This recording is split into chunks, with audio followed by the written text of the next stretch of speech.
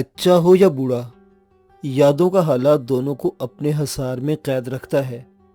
یہ اور بات کہ بعض ایسے واقعات جو بچوں پر ستم بن کر بیت جاتے ہیں وہ انہیں بڑھاپے تک بھول نہیں پاتے۔ تاریخ کا دوسرا نام یادداشتیں ہیں جو حافظے میں محفوظ رہ جاتی ہیں۔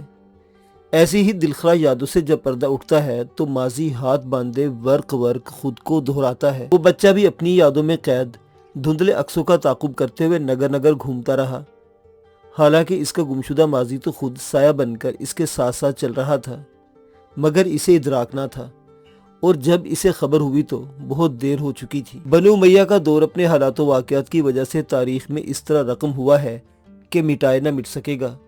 ترک اور عرب، دو مختلف تہذیب و تمدن کا ملاپ، اگرچہ مشکل ترین دور کی عکاسی کرتا ہے، مگر چند ایسے یادگار لمحات کا نقش بھی دلوں پر بہت گہرا ہے جو اپنی یادوں کے ساتھ ساتھ رگوں میں لہو کی گردش تیز کر دیتے ہیں۔ لیکن اس گردش دورہ کے اسیر وقت کی مدھر تال پر رفتہ رفتہ اپنی ہی کیفیت کی گہرائیوں میں ڈوبتے ابھرتے رہے، جبکہ اگلے دن کا ابھرتا سورج ان ڈوبے ہوئے لمحات کو تاریخ کا خوبصورت حصہ بنا گیا۔ بنو امیہ کو اپنے اقتدار کے قیام و بقا میں عربوں اور شامیوں کا مرہون منت ہونا پڑا تھا، اور تقریباً 88 سال تک اموی ایوان خلافت انہی کے کاندھوں پر قائم رہا۔ پھر ان کاندھوں میں ذوب کے آثار پیدا ہونے لگے۔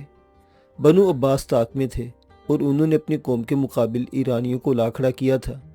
ان ایرانیوں کے تعاون و اشتراک سے بنو عباس نے بنو امیہ کے اقتدار کو ہمیشہ کے لیے ختم کر دیا۔ پہلے لوائے اقتدار شام کے دمشق میں لہرا رہا تھا، اب یہ عراق میں دریائے دجلہ و فرات کے کنارے بغداد میں اڑ رہا تھا۔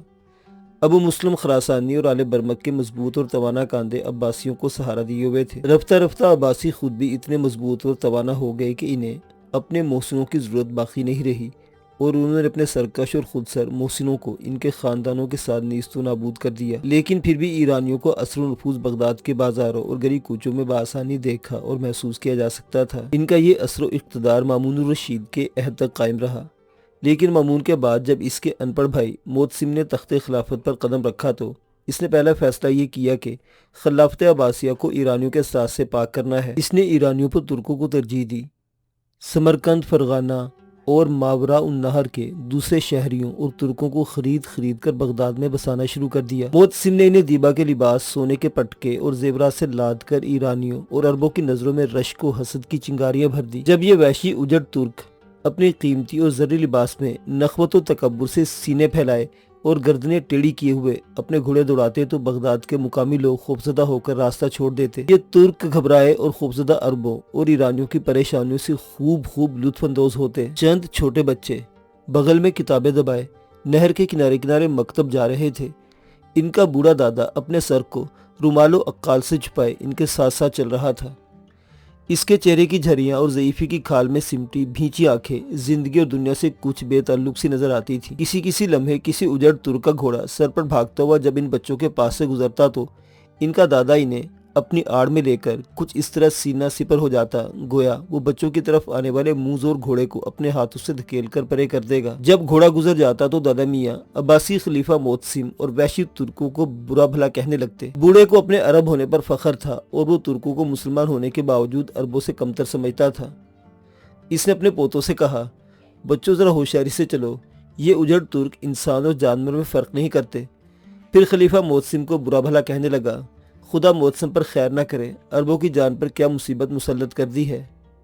مصیبتیں جھیلنے کو عرب تھے اور جب لطف اٹھانے کا وقت آیا تو یہ ترک آ گئے۔ میرا بس چلے تو انہیں دجلہ میں غرق کر دوں۔ ایک بچے نے اپنے پاس سے گزرتے ترک کی طرف نفرت سے دیکھا اور تھوک دیا، بولا، دادا جان آپ گھبرائیں نہ، جب میں بڑا ہو جاؤں گا تو ان ترکوں کو نکال باہر کروں گا۔ ترک بچے کے حقارت آمیز سلوک سے مشتعل ہو گیا۔ اس نے اپنے سرکش گھوڑے کا رخ اس بچے کی طرف کر دیا۔ دادا اس ترک کے برے ارادے کو بھانپ چکا تھا۔ ترک نے اپنے گھوڑے کو ایڑ لگائی اور اس بچے کو کچل دینا چاہا، لیکن دادا نے پھرتی سے دھکا دے کر بچے کو ایک درخت کی آڑ میں گرا دیا۔ اس کشمکش میں وہ بچہ تو بچ گیا، لیکن بقیہ دو بچے اس ترک کے گھوڑے تلے کچلے گئے۔ ترک نے ایک خوفناک قہقہ لگایا اور دادا جان کو بلکتا اور بچوں کو تڑپتا چھوڑ کر چشمے زدن میں غائب ہو گیا۔ اس دردناک منظر نے راہگیروں کو بھی متاثر کیا اور وہ دادا جان اور زخمی بچوں کے ارد گرد جمع ہو گئے۔ مجمع بھن بھنا رہا تھا، ہر شخص اپنے اپنی کہہ رہا تھا۔ کوئی ترکوں کو گالیاں دے رہا تھا، کوئی معتصم کو برا بھلا کہہ رہا تھا اور کوئی بڑے میاں کو دلاسے دے رہا تھا۔ انہی میں ایک ہوش مند تھا، اس نے کہا، لوگوں تم سب وقت کیوں ضائع کر رہے ہو؟ ان بچوں کی کوئی فکر نہیں کرتا۔ اب وہ بچہ بھی اپنے زخمی بھائیوں کے پاس آ چکا تھا، جسے بچانے کی کوشش میں دادا جان نے ان دونوں کو زخمی کروا دیا تھا۔ دونوں بچوں میں سے ایک کا سر گھوڑے کی ٹاپ سے بکھر چکا تھا اور دوسرے بچے کا بایاں بازو الگ ہو گیا تھا۔ دادا نے زور و شور سے رونا شروع کر دیا، بچہ بھی زاروں قطار رونے لگا۔ اچانک یہ مجمع ایک گھڑ سوار کی طرف دوڑا۔ یہ گھڑ سوار ایک ترک تھا۔ لوگوں نے اس گھوڑے سے کھینچ کر زمین پر گرا دیا اور نہایت بے دردی سے اس کی پٹائی شروع کر دی۔ مجمع میں سے کسی نے بلند آواز میں کہا، بچے کا سر کچلا گیا ہے، اس کا بھی سر کچل دو۔ لوگوں نے لکڑی اور پتھروں کی مدد سے ترک کا سر پاش پاش کر دیا۔ شروع میں تو بہت چلایا اور بڑی بڑی دردناک آوازیں نکالی، لیکن پھر اس کی آواز ڈوبتی چلی گئی اور وہ بے ہوش ہو کر رفتہ رفتہ موت کی آغوش میں چلا گیا۔ مجمع میں سے پھر کسی کی آواز سنائی دی، ایک بچے کا بایاں بازو الگ ہو گیا ہے، اس کا بھی بازو الگ کر دو۔ کسی منصف مزاج نے مخالفت کی بولا، لیکن اس ترک نے تو بچوں کو نہیں کچلا تھا، پھر اس سے انتقام کیوں لے رہے ہو؟ کئی آوازوں نے ایک ساتھ جواب دیا، وہ بھی ترک تھا، یہ بھی ترک ہے، ترک کا انتقام ترک ہی سے لیا جائے گا۔ اس حق گو نے پھر مخالفت کی، لیکن یہ ترک مر چکا ہے، اب اس کا بازو الگ کرنے سے کیا فائدہ؟ مجمع میں سے ایک شرری نے اس حق گو پر لان تان کی بولا، یہ ترکوں کا دوست معلوم ہوتا ہے، ترکوں کا دوست ہمارا دشمن ہے، دوستوں یہ بھی جانے نہ پائے۔ اور پھر وہاں ایسا شور و غل برپا ہوا اور ایسی خطرناک داروگیر شروع ہوئی کہ کچھ پتہ نہ چلتا تھا کہ ان میں سے کون کس کا حریف ہے اور کون کس کا حریف۔ عرب آپس میں ہی دستوں گریبان تھے۔ دوسرے دن عید قرباں تھی۔ خلیفہ معتصم عید کی نماز پڑھ کر واپس محل جا رہا تھا کہ ہرشی کے چوک میں بچوں کا دادا آگے بڑھا اور معتصم کا راستہ روک لیا۔ معتصم کے ترک محافظ آگے بڑھے اور اس بوڑھے کو قتل کر دینا چاہا، لیکن معتصم نے روک دیا۔ اس نے ہاتھ کے اشارے سے بوڑھے کو قریب بلوایا اور دریافت کیا، کیا بات ہے، تو کیا چاہتا ہے؟ بوڑھے نے معتصم کو اس کی کنویت سے مخاطب کیا، اے ابو اسحاق، ترک محافظوں میں سے کسی نے اسے پہچان لیا اور وہ اسے قتل کرنے کے لیے جھپٹا، لیکن معتصم نے اسے ڈانٹ دیا، کیا کرتا ہے، اسے بات پوری کرنے دے۔ حملہ ترک ٹھٹک کر رک گیا۔ بوڑھا تند و تیز لہجے میں بولا، ابو اسحاق، خدا تجھے جزائے خیر نہ دے۔ پھر اس نے ترکوں کی طرف اشارہ کرتے ہوئے کہا، تو نے ان وحشی جنگلیوں کو ہمارے درمیان بسا کر ہم پر ظلم ڈھائے ہیں۔ ان جنگلیوں نے ہمارے بچوں کو قتل، عورتوں کو بیوہ اور مردوں کو خون کے آنسو رونے پر مجبور کر دیا ہے۔ حملہ آور ترک نے بوڑھے کی تکذیب کی، غصے سے بولا، امیر المومنین یہ جھوٹا ہے، بلکہ کل اس نے ہمارے ایک آدمی کو مشتعل ہجوم سے قتل کروا دیا۔ آپ اس مقتول ترک کے گھر جا کر دیکھیں، تب آپ کو پتہ چلے گا کہ اس نے کتنا ناقابل تلافی نقصان پہنچایا ہے۔ مقتول ترک کے بچوں نے قسم کھائی ہے کہ اس بوڑھے سے اپنے مقتول باپ کا بدلہ لے کر رہیں گے۔ بوڑھے نے دانت پیس کر جواب دیا، مقتول ترک کے بچے مجھ سے کیا بدلہ لیں گے؟ میرے پوتوں نے تو قسم کھائی ہے کہ وہ ایک نہ ایک دن اس ظالم ترک کا پتہ چلا کر اسے کیفر کردار تک ضرور پہنچائیں گے۔ معتصم نے جواب دیا، تم دونوں ایک دوسرے سے انتقام لینے پر مصر ہو تو تمہیں کون روک سکتا ہے، لیکن اللہ عفو اور احسان کرنے والوں کو پسند کرتا ہے۔ پھر بوڑھے سے کہا، تو میرے وزیر ابن زیارت کے پاس چلا جا اور اس معاملے میں اس سے مدد حاصل کر۔ پھر ترک محافظ سے کہا، اور تو بھی، میرا خیال ہے ابن زیاد تم دونوں کے دلوں کی کدورت دور کر دے گا۔ بظاہر تو معتصم نے بوڑھے عرب کو اپنے وزیر ابن زیاد سے ملنے کا مشورہ دے دیا، لیکن بباطن وہ ترکوں کی طرف سے فکر مند ضرور ہو گیا تھا۔ وہ اس مسئلے کو مستقلاً حل کرنا چاہتا تھا، اور کچھ ہی دنوں بعد بغداد والوں نے خوشخبری سنی کہ معتصم بغداد کے شمال میں تقریباً 60 میل دور ایک نیا شہر بسا رہا ہے۔ یہ نیا شہر ہی معتصم کا جدید دارالحکومت ہوگا۔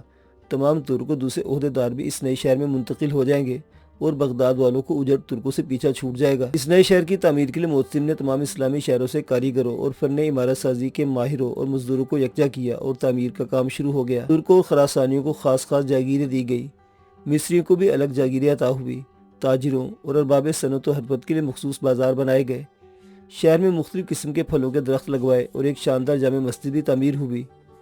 اب تو ہر طرف سے لوگوں کی ریل پیل ہونے لگی، لوگوں نے اپنے مصارف سے عمارتیں بنوانا شروع کر دی۔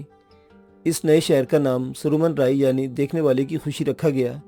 پھر سرمن رائی جس نے دیکھا خوش ہو گیا، کہا جانے لگا، عرب تاریخوں میں سامرا کے نام سے مشہور ہے۔ سامرا میں ترکوں کی بستی کا نام کرخ سامرا تھا۔ کرخ سامرا میں ترک شاہ سوار اس طرح گھوڑے دوڑاتے رہتے جس طرح کبھی بغداد میں دوڑایا کرتے تھے۔ ایک دن صبح کرخ سامرا کی اس شاہراہ پر جو معتصم کے قصر کی طرف جاتی تھی، ترک گھڑ سوار بے تحاشا گھوڑے دوڑا رہے تھے۔ یہیں ایک درخت کے سائے میں ایک عرب نوجوان بیٹھا گھڑ سواری کا تماشا نہایت انہماک سے دیکھ رہا تھا۔ اس کی مسیں بھیگ رہی تھیں اور اس کا بایاں ہاتھ غائب تھا۔ اسے دوری سے پہچانا جا سکتا تھا کہ وہ عرب ہے جو ترکوں کی بستی میں پہنچ گیا ہے۔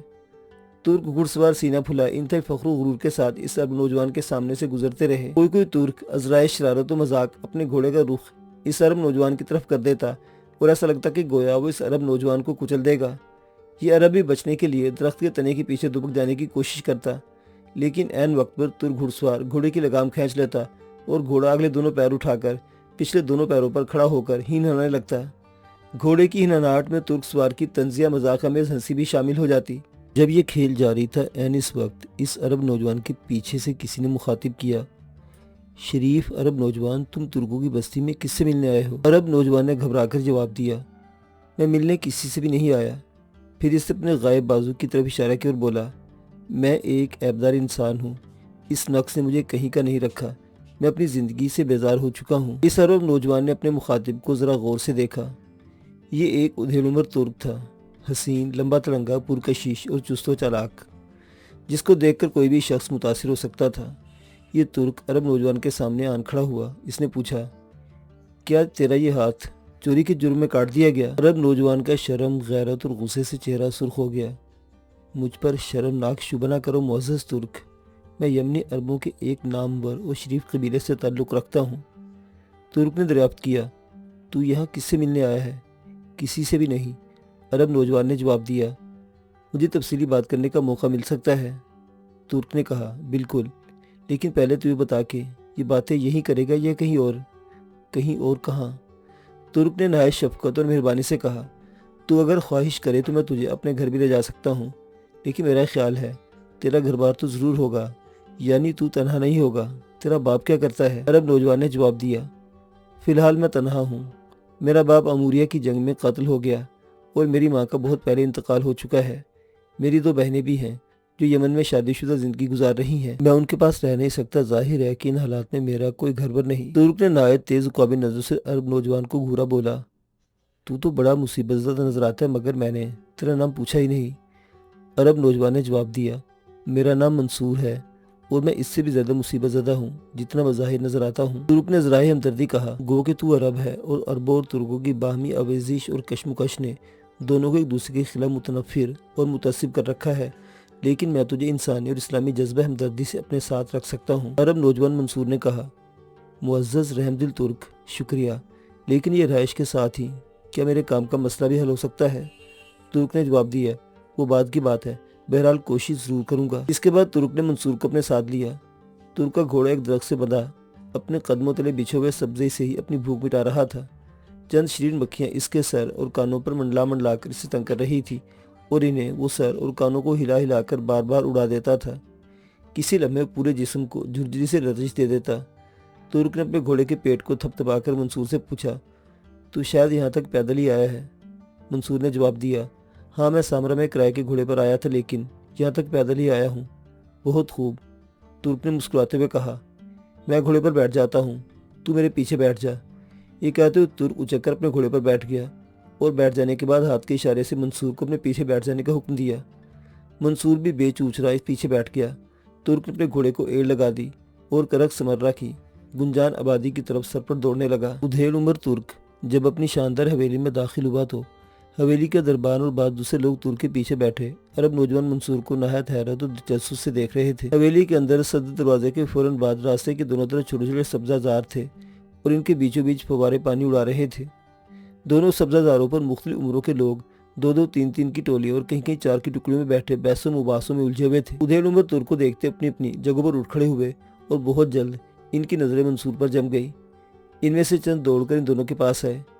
ادھیڑ عمر ترک نے پلٹ کر منصور کی طرف دیکھا جیسے کہہ رہا ہو، عرب نوجوان، اب گھوڑے سے اتر جاؤ، اور اس اشارے کے بعد وہ خود بھی گھوڑے سے نیچے آ گیا۔ منصور بھی کود کر نیچے اتر گیا۔ ایک کمتر درجے کے ترک بوڑھے نے گھوڑے کی راس پکڑ لی اور اسے لے کر ایک طرف روانہ ہو گیا۔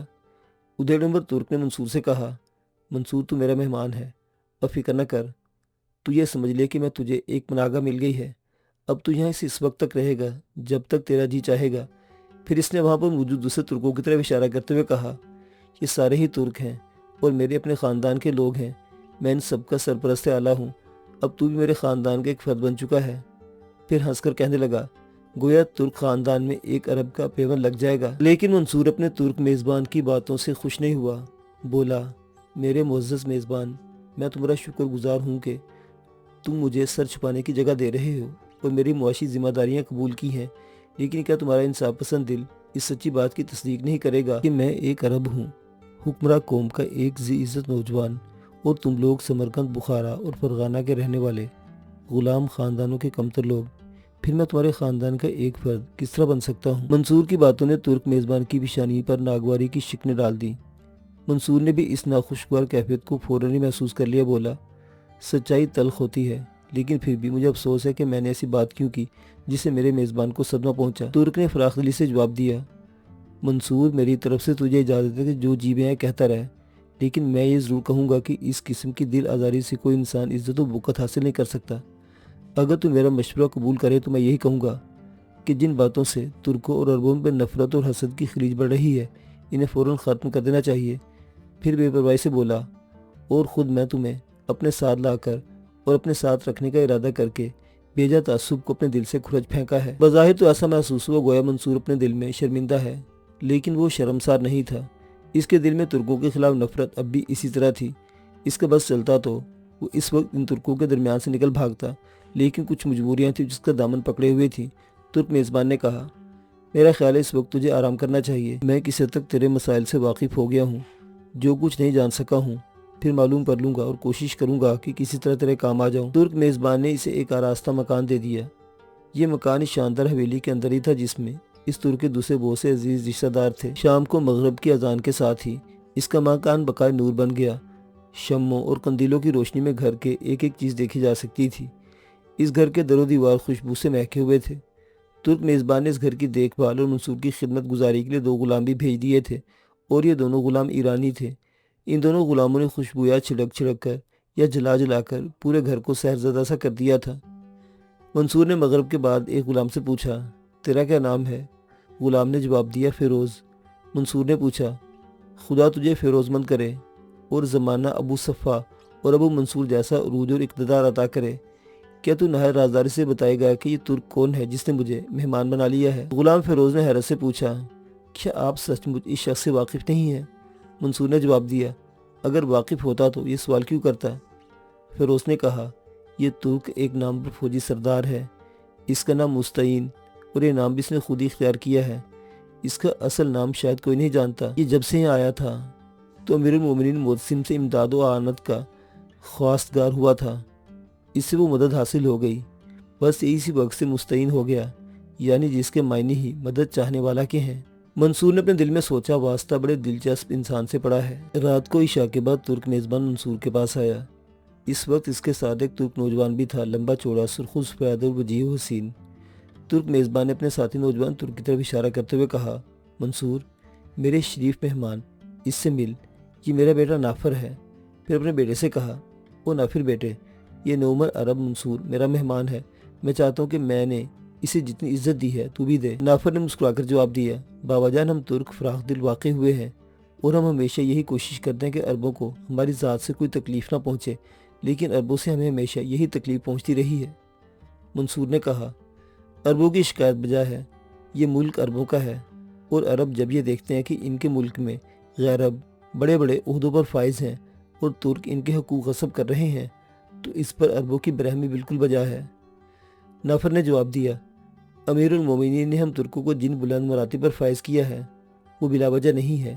ہم نے جانی ساریاں اور وفاداریاں عربوں سے زیادہ دکھائی ہیں، اور ہمیں یہاں جو کچھ بھی ملا ہے ہماری صلاحیتوں اور اہلیتوں کے عوض ملا ہے، اس پر کسی اور کو یا عربوں کو ملول نہیں ہونا چاہیے۔ ترک سردار مستعین نے ناگواری سے اس بحث کو ختم کر دینا چاہا۔ بولا، تم دونوں اس فضول بحث کو ختم کر دو، اور منصور تم یہ بتاؤ کہ میں کیسا ترک ہوں؟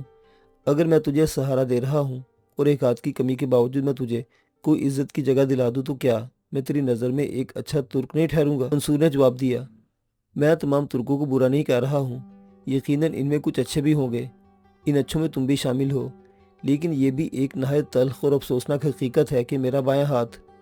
وہ کہتے کہتے ایک دم رک گیا اور گریز اختیار کرتے ہوئے کہا، خیر، اس موضوع کو یہیں ختم کر دیا جائے تو بہتر ہے۔ ترک سردار مستطین کے چہرے پر بے چینی کے آثار نمودار ہو کر فوراً ہی ختم بھی ہو گئے۔ اس نے اپنا منہ دوسری طرف کر لیا اور آہستہ سے کہنے لگا، ترکوں نے عربوں کے ساتھ زیادتیاں بھی کی ہیں، لیکن عربوں نے بھی انہیں معاف نہیں کیا۔ مگر اب ہمیں ان باتوں کو بھلا دینا چاہیے اور دونوں کو ایک دوسرے کے ساتھ اس طرح مل جل کر رہنا چاہیے کہ ماضی کی تلخیاں دور ہو جائیں۔ پھر منصور کی طرف دیکھ کر مسکرایا اور نہایت خوش مزاجی سے کہا، میں نے اس پر عمل شروع کر دیا ہے اور اب یہ دیکھنا ہے کہ اس پر کہاں تک عمل کرتا ہوں۔ پھر اپنے بیٹے نافر کی طرف دیکھا، نافر تو اپنے ترک باپ کی پیروی کرے گا۔ منصور نے نافر کی طرف دیکھا اور نافر نے منصور کی طرف دیکھا۔ دونوں جذبہ خیر سگالی کے اعلان میں پہل نہیں کرنا چاہتے تھے کیونکہ ان کے دلوں میں ایک دوسرے کے خلاف بددستور قدورتیں موجود تھیں۔ ترک سردار مستعین ان دونوں کی خاموشی سے غمزدہ ہو گیا، بولا، اچھا منصور، اب ہم دونوں واپس جائیں گے۔